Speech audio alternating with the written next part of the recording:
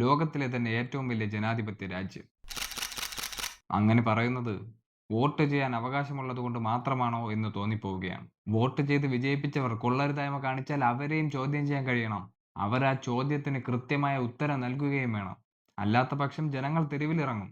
തെരുവിലിറങ്ങുന്നവരെ അധികാരത്തിന്റെ ശക്തി ഉപയോഗിച്ച് അടിച്ചമർത്താൻ ശ്രമിച്ചാൽ ആ അധികാരത്തിന് അധികം ആയുസ്സുണ്ടാവില്ല.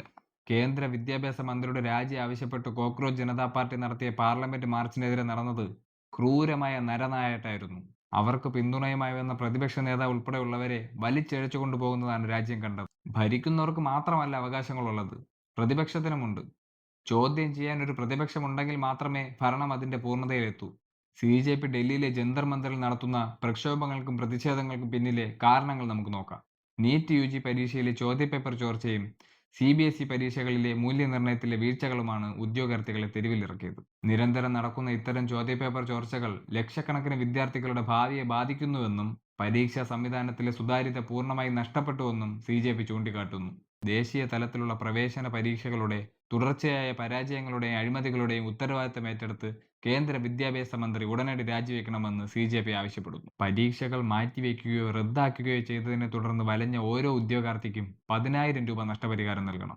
പരീക്ഷാ ക്രമക്കേടുകൾ മൂലമുണ്ടായ മാനസിക സമ്മർദ്ദത്തെ തുടർന്ന് ആത്മഹത്യ ചെയ്ത വിദ്യാർത്ഥികളുടെ കുടുംബങ്ങൾക്ക് 1 കോടി രൂപയുടെ സാമ്പത്തിക സഹായം നൽകണം.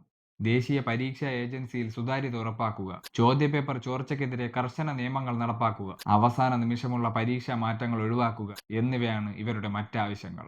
കാലാവസ്ഥാ പ്രവർത്തകനായ സോനം വാങ്ചുക് വിദ്യാർത്ഥികൾക്ക് പിന്തുണയുമായി നിരാഹാര സമരം ആരംഭിക്കുകയും തുടർന്ന് ഡൽഹി പോലീസ് അദ്ദേഹത്തെ ബലമായി നീക്കം ചെയ്യുകയും ചെയ്തത് പ്രതിഷേധത്തിന്റെ തീവ്രത വർദ്ധിപ്പിച്ചു. പോലീസ് പൊളിച്ചുമാറ്റിയ സമരപ്പന്തൽ വീണ്ടും ഉയർന്നിട്ടുണ്ട്. സർക്കാർ ഇതുവരെ സമരാനുകൂലികളുമായി ഒരു ചർച്ചയ്ക്ക് തയ്യാറായിട്ടുമില്ല. CJP എന്ന പാർട്ടി എന്ന് വന്നതോ ആയിക്കോട്ടെ, അവരുടെ ആവശ്യങ്ങൾ ന്യായമാണ്. വരും ദിവസങ്ങളിൽ പ്രതിഷേധം കൂടുതൽ ശക്തമാവുമെന്ന കാര്യത്തിൽ സംശയം വേണ്ട.